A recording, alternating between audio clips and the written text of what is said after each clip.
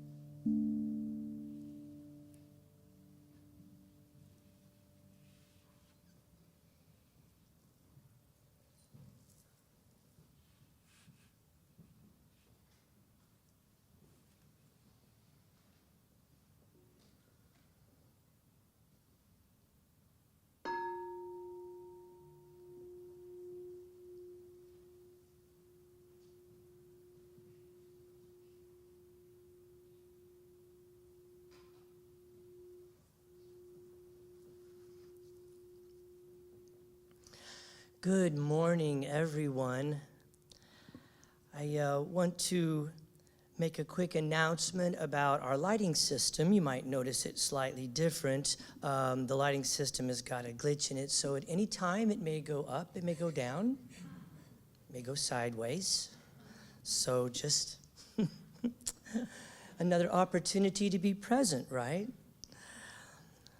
So, again, good morning and welcome to Temple Buddhist Center's Sunday meditation service. My name is Victor, and I am honored to be of service this morning.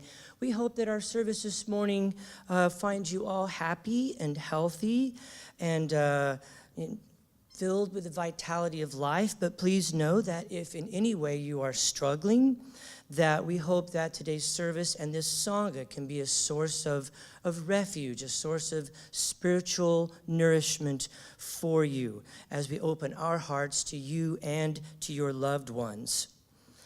And so before we begin, I want to take a moment to recognize that in this time right now, we are honoring the life and celebrating the legacy of Zen Master Thich Nhat Hanh, who rejoined the light on the 22nd.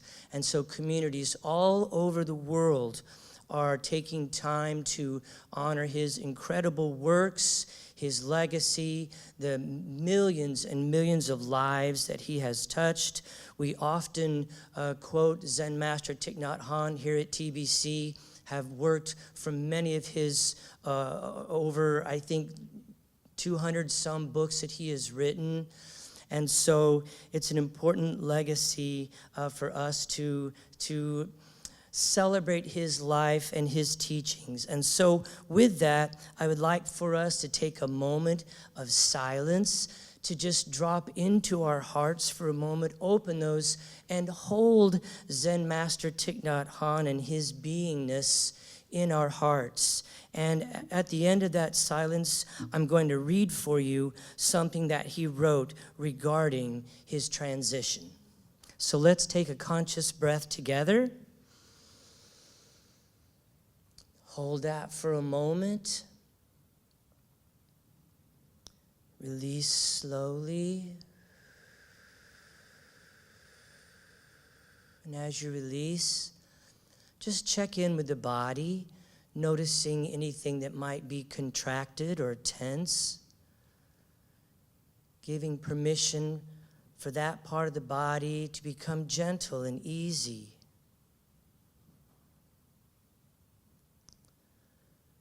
And a second conscious breath together. Holding for a moment, feeling the fullness of the lungs, shoulders relaxed, releasing slowly.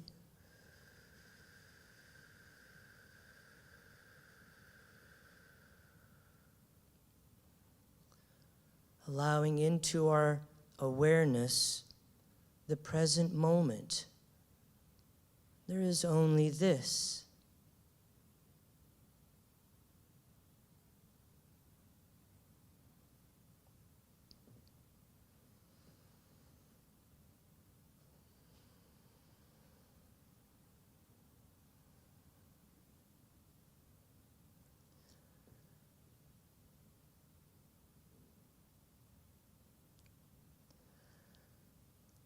This body of mine will disintegrate, but my actions will continue me.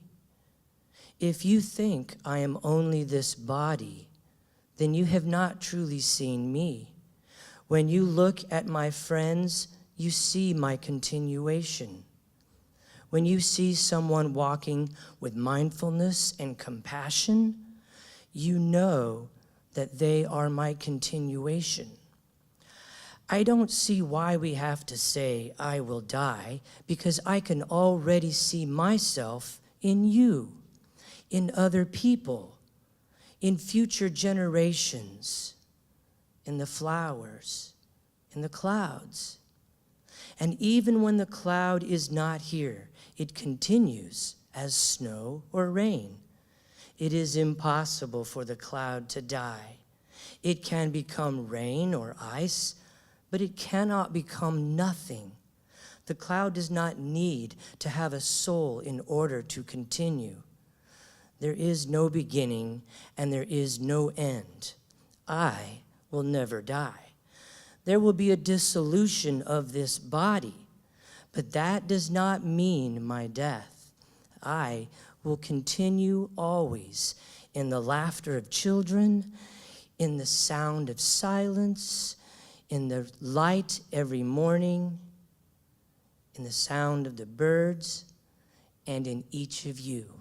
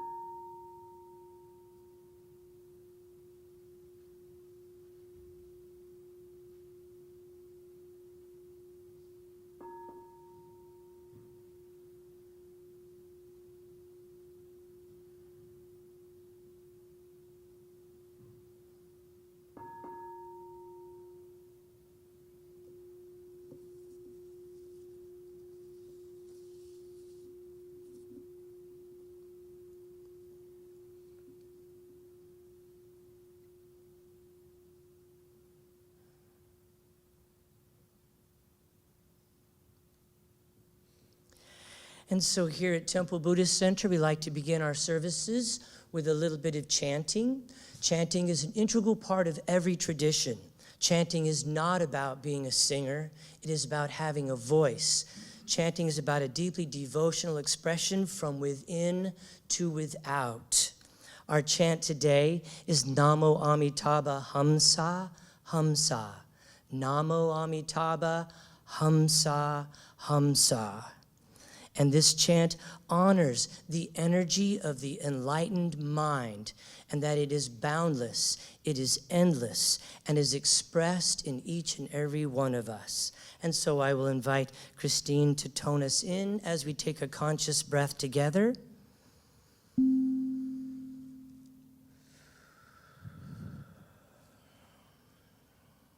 Together. Namo Amitabha Hamsa Hamsa. Namo Amitabha Hamsa Hamsa.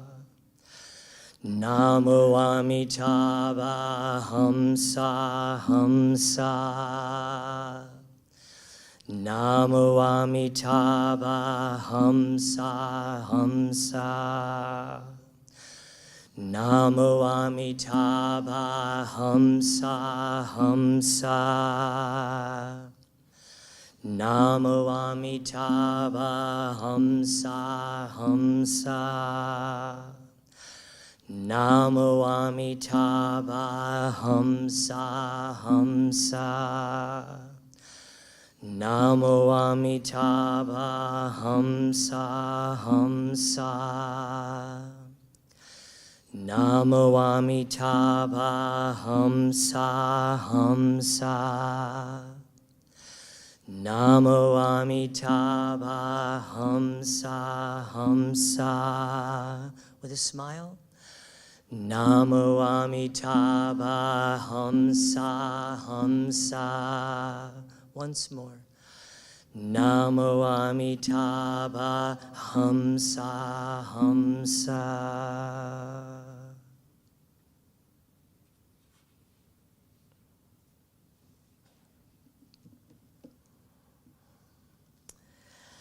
And so again, good morning and welcome. Here at Temple Buddhist Center, we practice Western-style Buddhism. And Western Buddhism is a blend of Eastern philosophy and Western psychology. And this new and exciting form of spirituality is dynamic, it's growing, and it's changing with us. It is active, it is inclusive, and it focuses on core Buddhist insights, as well as mindfulness, meditation, and their practical applications in our daily lives. Our goal here is not to get everyone to agree on a specific lineage or philosophy or sect of Buddhism, but rather it is on a shared experience of mindfulness, oneness, and love. Whether we are chanting together, sharing from the heart, or spending time in noble silence, we respect that you will participate at a level that is comfortable for you. We take refuge in the three jewels and acknowledge these core values as expressions of the awakened mind: the Buddha, the Dharma, and the Sangha. We value awareness of our Buddha nature, as well as the Buddha nature of all beings, bringing a fresh new perspective to each and every precious moment. And the second jewel, the Dharma, the truth teachings that release us from fear and delusion and help us to realize the true nature of who we are. And finally, Sangha, the third jewel, our spiritual community, where we come together to practice the teachings and to help each other along every step of the path. And we want to welcome not only our Sangha near, but also our Sangha far, as folks are joining us from all around the world through the magic of streaming and the internet. So we welcome all of our brothers, sisters, and hope that they are happy and healthy as they join us today.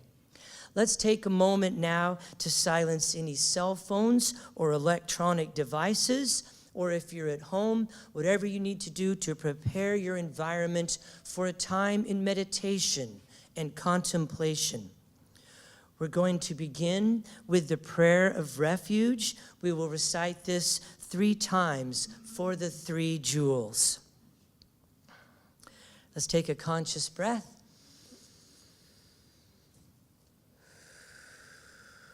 Together, in Buddha, Dharma, and Sangha, we go for refuge until fully awakened through the power of generosity, ethics, patience, enthusiastic effort, concentration, and wisdom.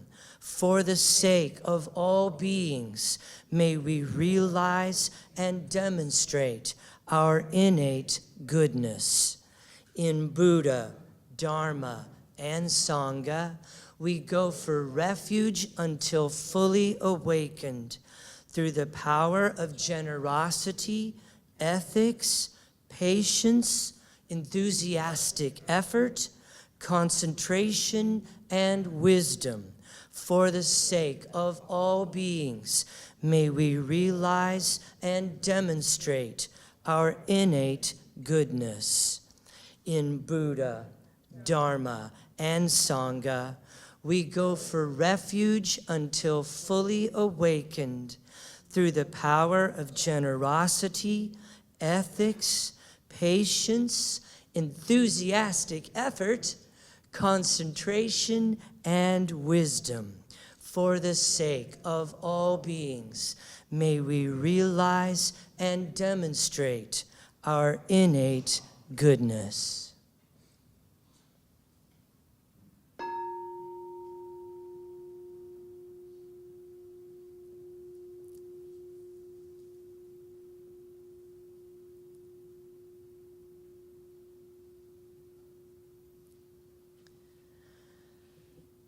And so as we prepare now for a time in formal meditation, if you have an extensive practice, then we invite you to practice in a way that is fitting for you this morning. If, however, you are new to meditation, we're going to begin with a dedication of intention. We will awaken the bell 3 times for the 3 jewels. And then our teacher today, Mr. Robert Brumet, will guide us in a brief guided meditation that is designed to assist you in moving into the stillness. We will spend approximately 10 to 12 minutes today connecting with each other in consciousness, spending time in noble silence. Afterwards, Robert will gently and lovingly bring us out of meditation, and then we will sound the return bell, and it will be time for today's Dharma talk or teaching. And just a quick reminder, we do have cushions available up front. There are quite a few open for those of you that prefer doing your sitting cross-legged or on a cushion. There are also blankets, tissues, cough drops, and listening devices at the altar at the back of the meditation hall. And so with that, let's take a conscious breath together.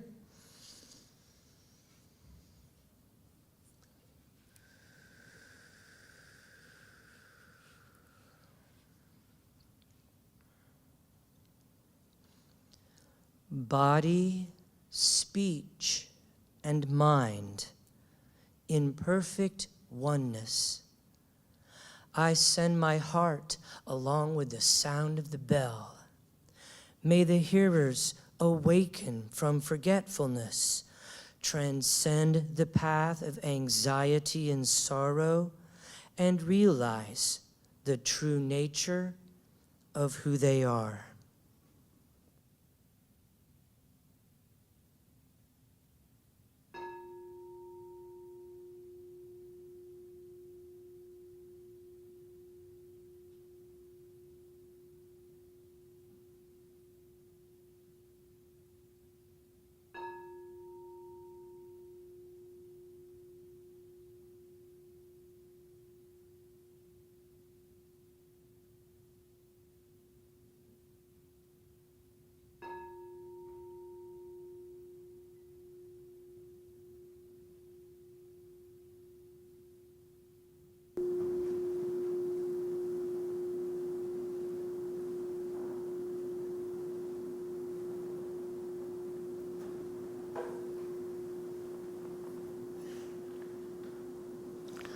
As we listen to the sound of the bell receding into the silence,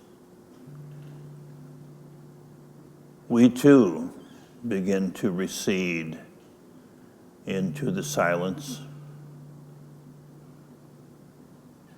Not just the physical silence of no sound, but the deep silence of the heart. The deep silence that is always present and always available to us.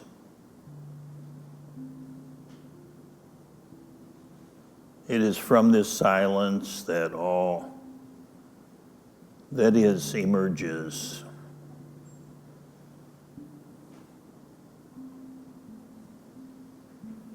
Every breath, every thought, every desire,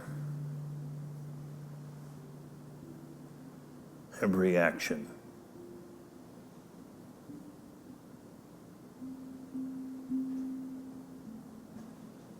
As we listen to the silence, our thoughts, our words, our actions are filled with wisdom, with compassion,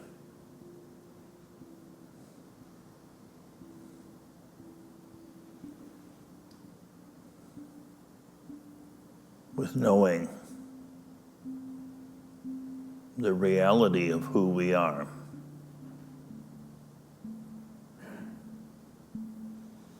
So we sit, bringing awareness to the breath,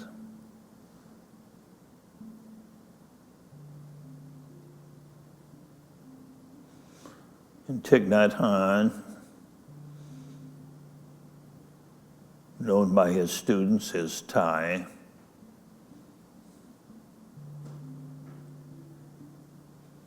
would often say,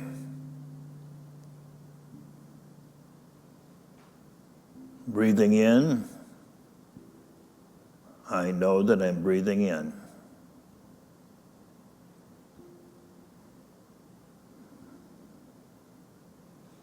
Breathing out,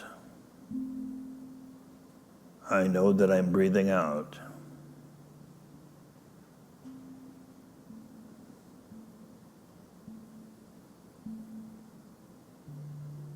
Breathing a deep breath. I know that I'm breathing a deep breath.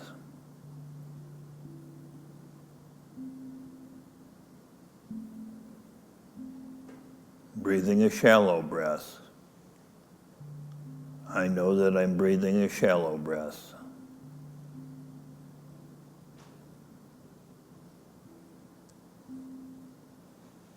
Sitting here smiling. I know that I'm smiling.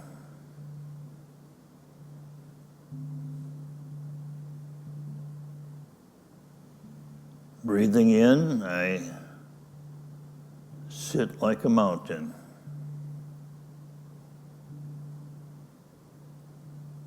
Breathing out,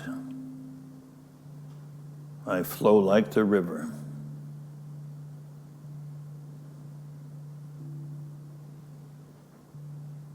Breathing in, breathing out. In perfect balance. The rhythm of life, breath by breath.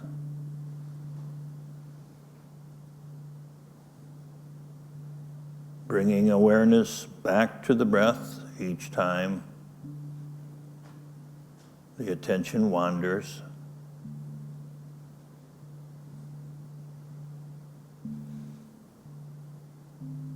Feeling the breath in the body.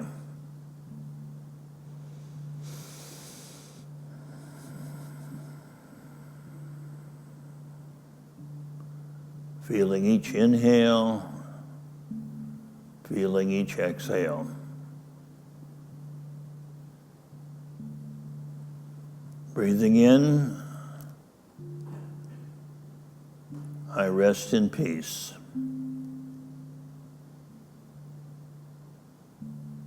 Breathing out, I rest in silence. I return to the silence from whence I came.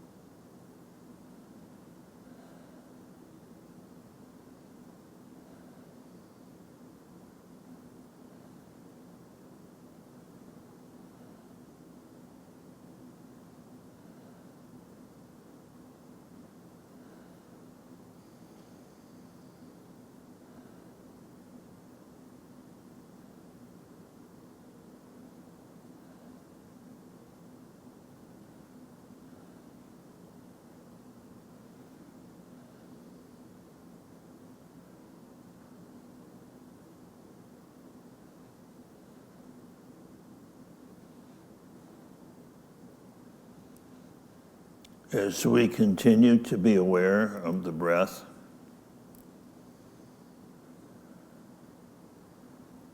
I invite you also to open to the experience of hearing.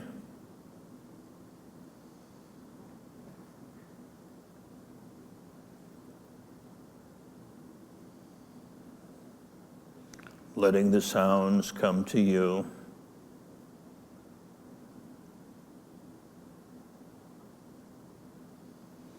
And in a moment, you'll hear the bell ring. And when you do, I invite you to gently open your eyes and allow the sights, the visual field, to come to you.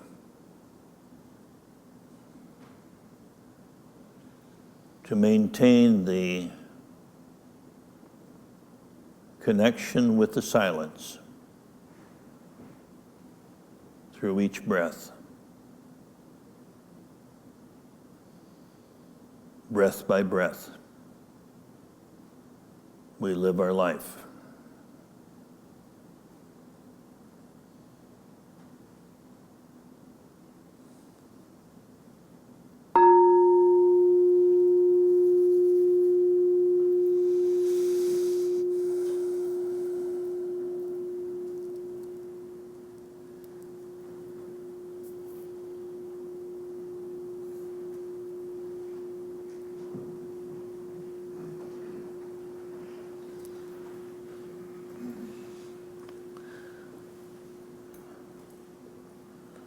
Well, good morning. Good morning. To those of you in the light, and those of you in the shadows, those of you that are here, and those of you that are far, good morning to you. The title of our Dharma talk today is a balance. So I'd like to begin by inviting you to simply think about the world of nature. Think about the universe, the natural world. And the one thing that we always notice, if we look, is that in the natural world, everything is trying to come into balance.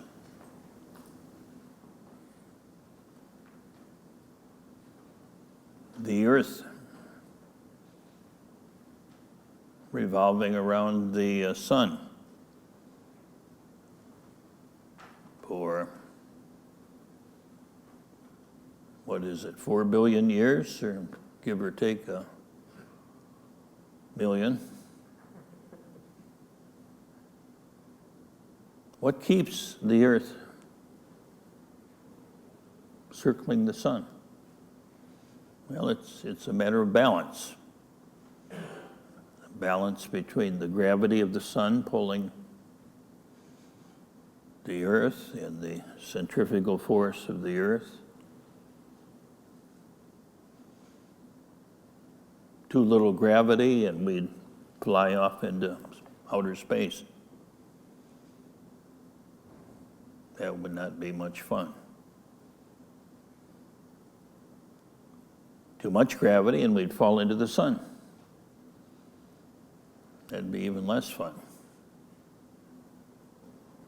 The moon circling the earth, same thing. The solar system circling the black hole at the center of the galaxy. It's a balance. If we look at our bodies, body is always trying to come into balance, trying to maintain constant temperature, or not constant, but a balanced temperature, stable.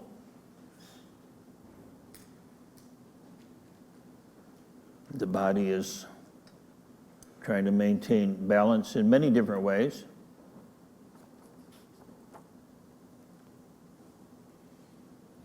Walking, breathing. Working with the breath is a very good way to appreciate balance.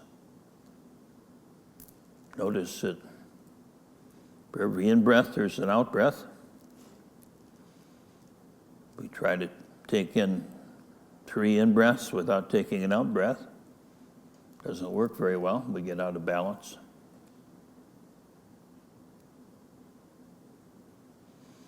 The weather is always trying to bring the earth into balance.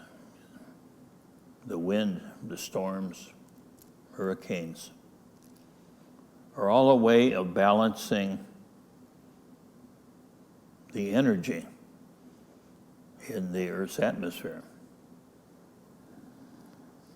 The ground we stand on, the tectonic plates are constantly shifting. Every time there's an earthquake, that's an attempt for the Earth itself to come into a greater sense of balance.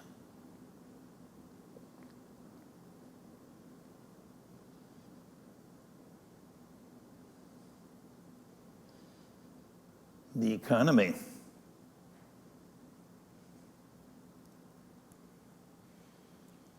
has to be balanced. Supply and demand, and a whole lot of other things. Even though today we're so aware of the supply chain being out of balance. You see, we don't realize how intricate and connected our life is. That if one part gets out of balance due to, in this case, the COVID epidemic, it throws a whole lot of other things out of balance. Today, many would say our political system is out of balance.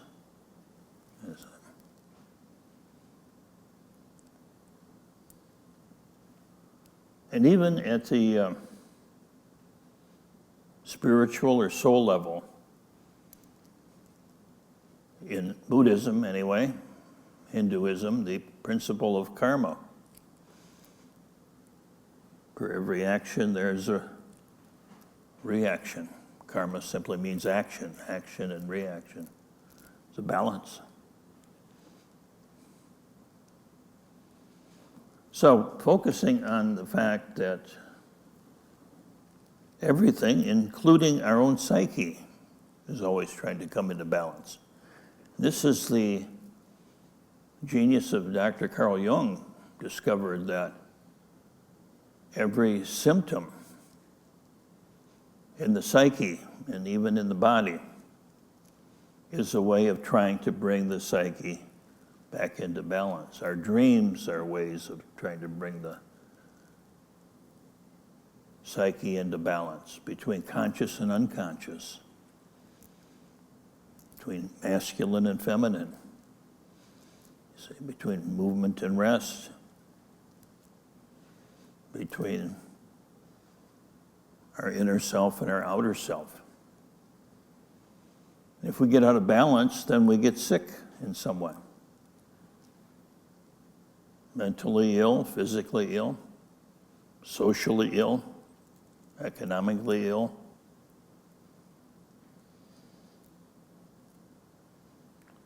So looking at balance in a very general way, and specifically as it relates to us as human beings, and in the context of the Dharma practice, let's look at desire. Desire is an attempt for the body-mind system to come into balance. If you haven't eaten for a while, you probably have a desire for food. You know, if you haven't slept for a while, you have a desire for sleep. If you do nothing but work, you have a desire for play, et cetera, et cetera. You see, we have various balances. Now, balance doesn't mean equal time necessarily, but it means that we relate and are aware of all parts of ourselves.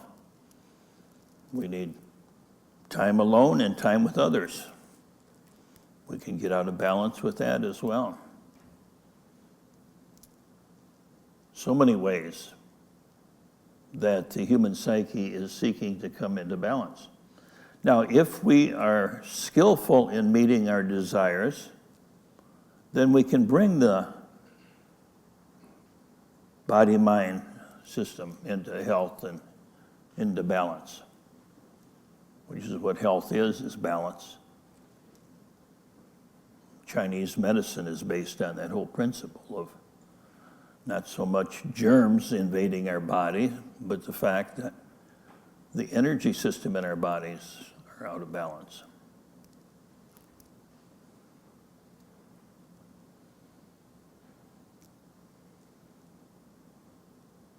Craving and aversion takes us out of balance.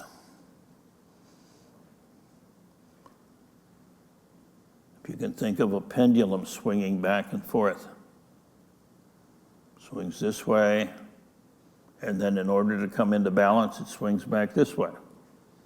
Then in order to come into balance, it swings back again. But if we grab the pendulum and hold on to it, say, I'm not going to let this go. You know, I want nothing but pleasure and no pain. I want nothing but play and no work. I want nothing but what feels good and not what feels bad. Then we get out of balance. Or conversely, if we refuse to acknowledge any part of ourselves, the pendulum comes back and all of a sudden we try to stop it. That's the aversion. And if we look at our lives, particularly in the West, and maybe not just only in the West, but that's the culture we live in anyway, we can see how many ways our life can be out of balance. You know, our bodies, most of the time we sit. Our bodies were not designed for sitting in front of a computer. And yet that's where we spend much, if not most of our time, you see. So we need to balance that with some healthy exercise, or some way of relating to other people besides maybe texting or social media or whatever you say. So just being aware of what is it that I'm really needing. Because what happens is that we do have a legitimate need that's trying to bring the psyche into balance. I mean, if you see a newborn infant, if whatever the infant wants is a need to bring itself into a state of balance. If it's hungry, it'll cry. You know, if its diaper is wet, it'll cry. If it doesn't feel good, it'll cry. You see. But if the baby's in balance, if his body mind is in harmony, they either sleep if it needs sleep, or they'll just sit and do nothing. I love to look at infants and young children. They're masters at doing nothing. I'm jealous. They can just sit and they could spend a whole afternoon looking at their hand. What does it look like? What does it smell like? What does it taste like? You see.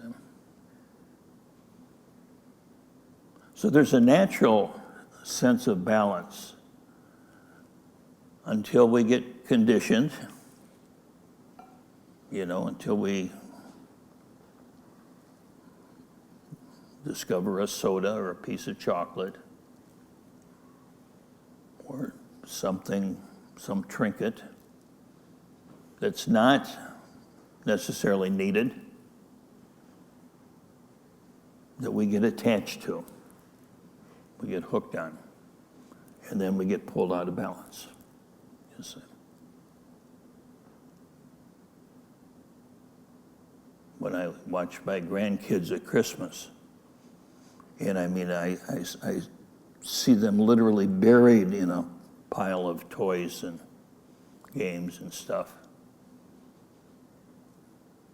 It doesn't make them happy. In fact, usually they're fighting over the stuff before the day's over, you say.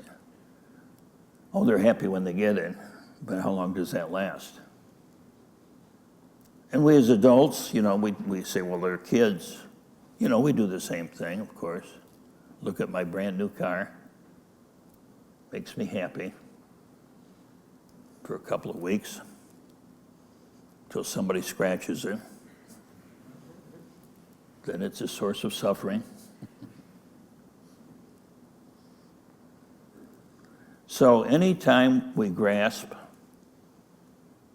anytime we resist, we're getting out of balance. So it's very important when we want something, not to repress that want, not to unconsciously act it out, but to ask the question, what's a skillful way of meeting this desire? What do I really need? What does my body want? What does my psyche want? What does it need?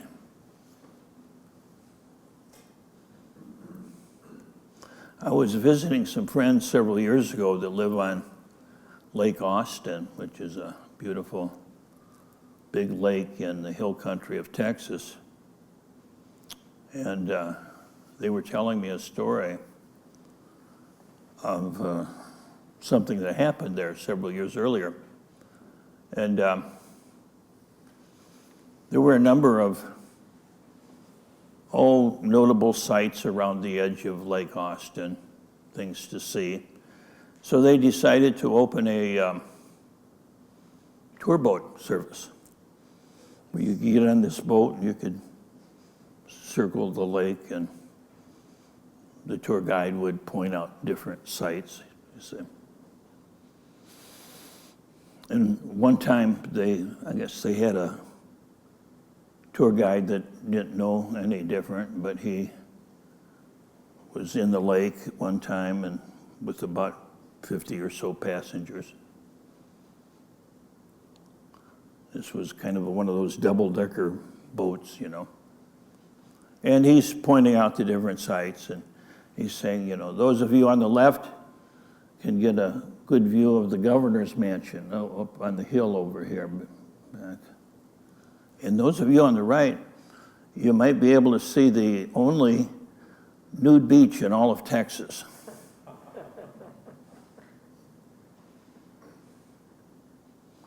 Well, the next morning, the local paper was headlined, "Tour boat capsizes." As all passengers rushed to one side.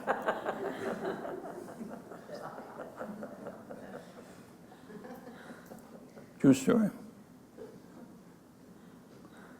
That governor's mansion must have really been something,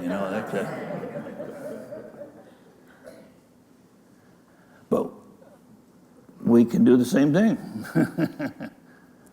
We can capsize the boat. That's what addiction is. That's what addiction is.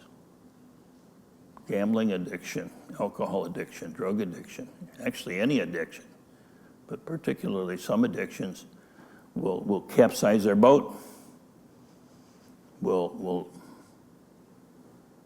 We get so out of balance that we lose our health, our jobs,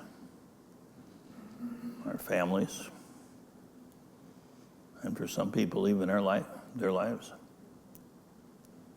You see? So it's a very, very important principle and very powerful driver in our life, and not just personally, but collectively. So last thing I want to say is that awareness really is the key to balance. Once we are aware that we're out of balance, then we've automatically started the process of coming back. It's like riding a bicycle, you see. When we first learned it, when we're first on a bicycle, the body doesn't understand yet. We haven't trained the body to be able to be aware soon enough when the bicycle starts to get out of balance. And so it falls to this side, and we're not able to bring it back. But with practice, we learn that riding a bicycle isn't about staying in balance, but it's about constantly coming back, you see. And when we get skillful, we can feel deeply when we're out of balance, and we can ride that bicycle, you see. Well, life is much the same way. I mean, even walking, pay attention to walking. We're constantly out of balance when we're walking, but we're coming back into balance if we're aware, you see. But if we're not aware, then we're out of balance and we can stumble. So awareness is like the fulcrum of that pendulum. It's what holds the system together. So I'd like to close with this quote from a book that I worked with years ago on the topic of balance. It says, as you approach this inquiry into balance, you will discover that everything becomes a teacher for you. Every moment can be a teacher for you if we but listen to the mind, to the body, to the heart. And so may we all stay in balance. May we all be whole. May we all realize the true nature of who and what we are. Thank you for sharing the Dharma with us.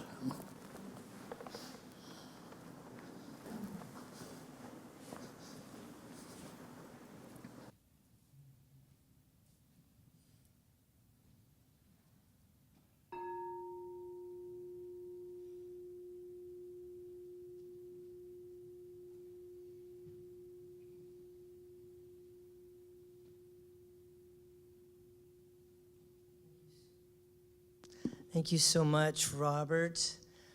So let's take a conscious breath together. Just embodying the teachings. On one hand, we use our thinking process to analyze and understand, but the teachings can also be felt in the heart. And if necessary, you can shift your posture or stretch as we shift over and move into our next section, which is our loving kindness practice or metta practice. And this is known as a heart practice. It is a kind of meditation. And some folks will simply remain still in a meditative posture. Other folks like to perhaps provide a soothing touch, for example, a hand on the heart, or a mudra, such as the Anjali mudra, of focusing of the heart. So whatever seems in this moment to work for you and provide spiritual nourishment, then I invite you to do so. As we move now into loving kindness practice, we'll begin with a conscious breath. And as you release, I invite you to bring to mind the image of you, a full body image of the form that has been given your name and that has accrued the many experiences over the years. And holding this image in your mind's eye, recite silently to yourself these words of loving kindness. May I be filled with loving kindness.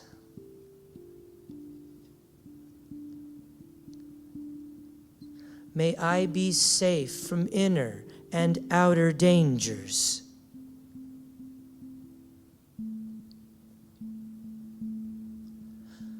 May I be well in body and mind.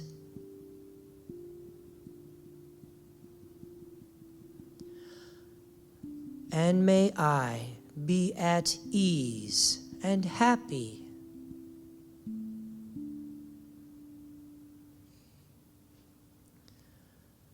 Conscious breath.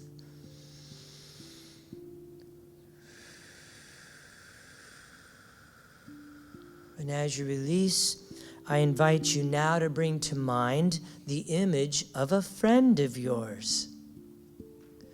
Holding this full body image of your friend in your mind's eye, let us open our hearts as we send metta.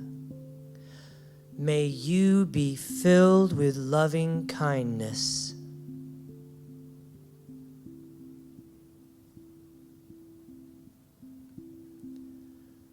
May you be safe from inner and outer dangers.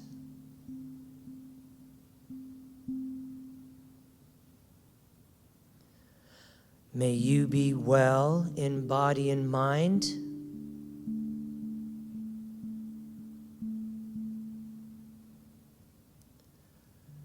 And may you be at ease and happy.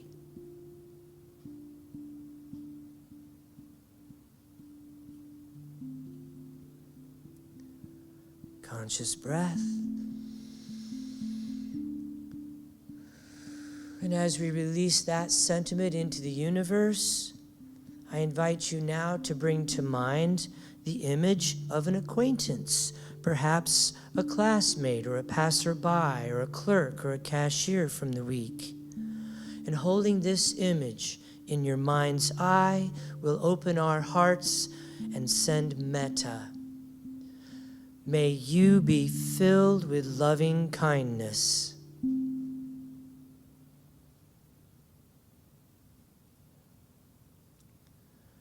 May you be safe from inner and outer dangers.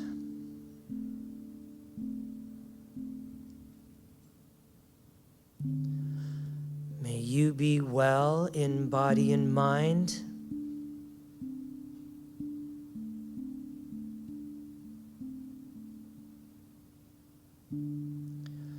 And may you be at ease and happy.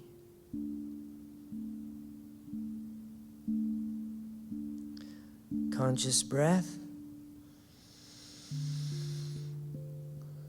And as you release that sentiment into the universe, I invite you now to bring to mind the image of a difficult person in your life, a challenging person, a boss or a coworker, perhaps a neighbor, a classmate, or a political figure.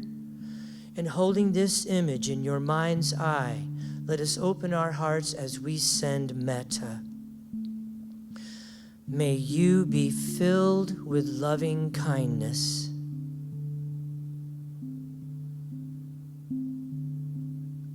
May you be safe from inner and outer dangers.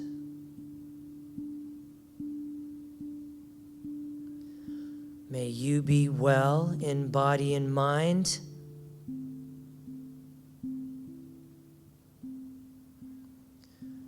And may you be at ease and happy.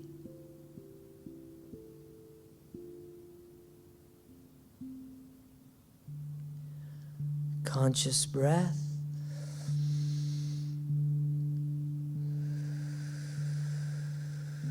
And as you release that sentiment into the universe, I invite you now to bring to mind the image of the world. All the plants and the flowers and the trees, animals of the land, the sea, the sky, and all sentient beings. Holding this image in our mind's eye, let us open our hearts as we send metta to us all. May we be filled with loving kindness.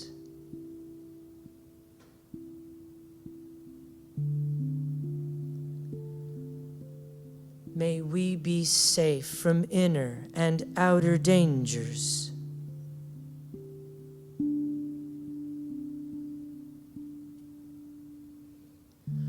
May we be well in body and mind.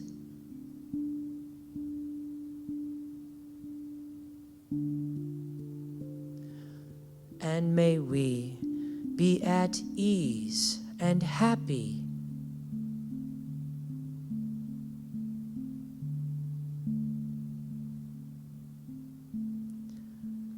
conscious breath.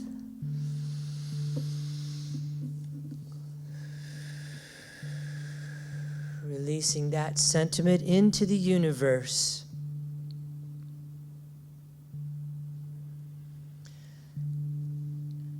And in the true spirit of dana, the Buddhist practice of generosity, temple services here are given freely. And in the same way, if you choose to give, please give with a generous heart, which means not in return for anything that you have received today, but rather so that those who may be seeking refuge may find it here in this temple, with these teachers, with these teachings, and with this Sangha. And we take a moment of gratitude for all of our wonderful ambassadors, those folks who've committed to regular monthly electronic giving. It's not about the amount, it's that the regular monthly giving helps us to set a budget here. If you would like to become an ambassador, you can simply stop by our website, templebuddhistcenter.com, and click on the Love Offering button. Or you can also text Unity Temple to 77977. The Dana boxes are located at the back of the meditation hall. We also let our hearts fill with gratitude for all of our wonderful volunteers, those folks who help us each and every day to put on classes and workshops and events, setting up the services, taking them down, providing all kinds of multimedia and different modes of communication with the world. Temple Buddhist Center is so blessed to be growing each and every month, and we have so many of our volunteers to thank for that. And tremendous gratitude to Christine for your beautiful music and your presence. And a tremendous gratitude to Robert Brumet for your kindness, your mentorship, your friendship, your knowledge of the Dharma, and your gigantic heart for sharing it with everybody you meet. And especially thank you to each and every one of you for your presence, your heart, your practice, and sharing that with each other. We here at Temple Buddhist Center are the better for it. And so as we take time now to prepare to formally end our time together with the, with the bodhicitta dedication, we'll recite this together out loud, and then we will formally end our time together with the sounding of the bell and then a few brief announcements. And so, together, may the pure, brilliant sun of bodhicitta dawn in each and every heart and mind, dispelling the darkness of suffering and confusion unstoppably until all are illumined and awakened.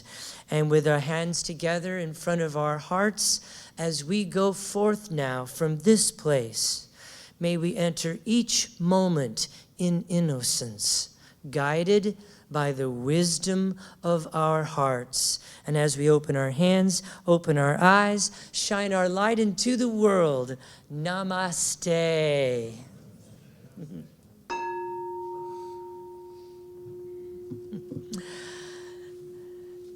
Thank you, everyone, so much for being with us today and sharing in the practice. Just a few brief announcements. I'm not going to read everything off to you, but today is the Give Back Yoga event, which is downstairs in Temple Space. If you didn't bring a mat or something with you, that's okay. We have mats and blankets available.